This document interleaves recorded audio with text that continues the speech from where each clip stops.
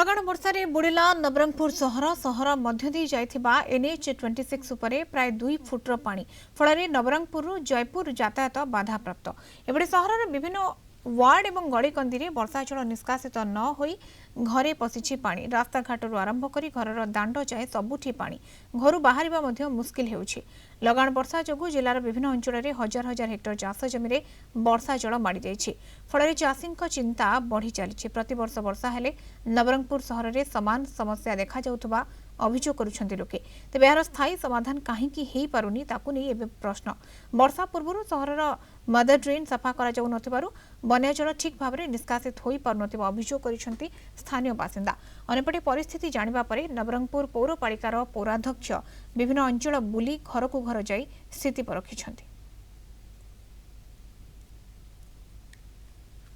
काली 5टार जो प्रकार वर्षा हेची राति सारा जो वर्षा जोगु मोर घरर जतक आसबाब पत्र थिला सब नष्ट हेकी खाइबा चाउल मध्ये उदा हेकी पड़छि आज्ञा आउरी 4टा राति उठिकी सफा सफी करूछु जे लास्ट को नालो भी काटबा पई पड़ला नालो काटलु एडी घरर द्वार बंद काटलु तेबे जाईकी ठीक पानी रो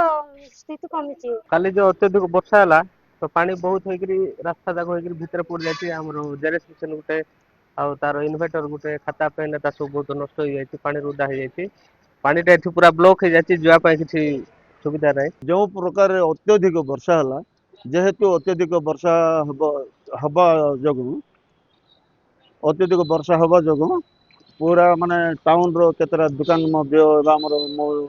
वर्तमान आस्तिले हमर कंप्यूटर दुकान रे ए कंप्यूटर दुकान पर्यंत मध्य पूरा पानी भर्ती हो जायछि हमर जो टाउन रो पानीटा मध्य से पास करबा पे टिके लेट